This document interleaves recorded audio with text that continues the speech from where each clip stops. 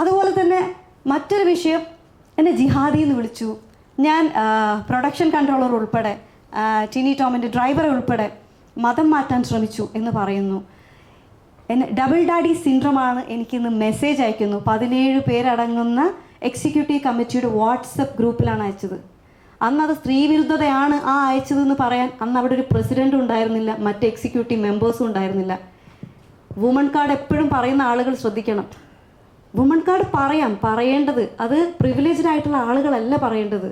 സ്ത്രീകൾക്ക് കിട്ടേണ്ട അർഹതയുള്ള സ്ത്രീകൾക്ക് കിട്ടേണ്ട പരിഗണന കിട്ടാതിരിക്കുന്ന സ്ത്രീകൾക്ക് വേണ്ടിയിട്ടാണ് ഇത് പറയേണ്ടത്. പ്രിവിലേജ്ഡ് ആയിട്ടുള്ള ആളുകൾ രക്ഷപ്പെടാൻ വേണ്ടിയിട്ടല്ല അത് പറയേണ്ടത്. അന്ന് ഒരാളും പറഞ്ഞില്ല ടിനി ടോം പറഞ്ഞത് മോശമാണ്, അങ്ങനെ പറയരുതെന്ന്. മറ്റൊരു വനിതാംഗം എക്സിക്യൂട്ടീവ് കമ്മിറ്റിയിലുണ്ടായിരുന്നു.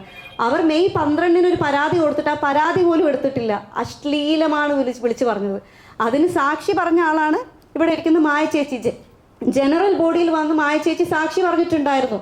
ഇത്രയും കാര്യങ്ങൾ നടന്നിട്ട് പോലും ഒരു ആക്ഷൻ എടുത്തിട്ടില്ല. ആരോപണ വിധേയനായിട്ടുള്ള ആ പുരുഷനെ ഒന്ന് മാറ്റി നിർത്താൻ പോലും പ്രസിഡന്റ് തയ്യാറായിട്ടില്ല. എവിടെയാണ് സ്ത്രീ സമത്വം?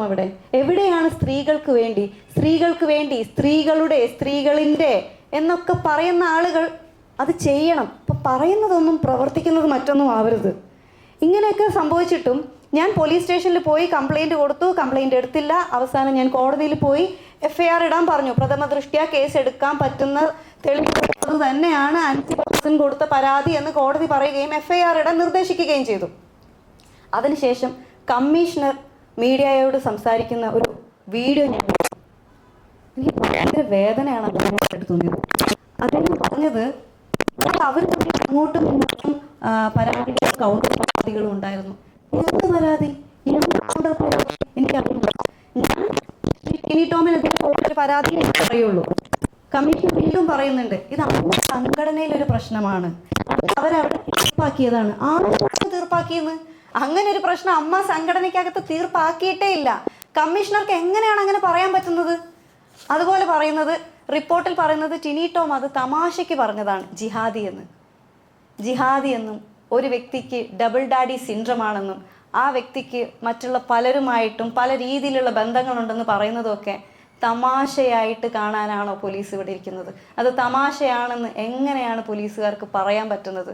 അപ്പോൾ സിറ്റി പോലീസ് കമ്മീഷണർ അത് പറഞ്ഞതിൽ എനിക്ക് ഭയങ്കര വിഷമമുണ്ട്.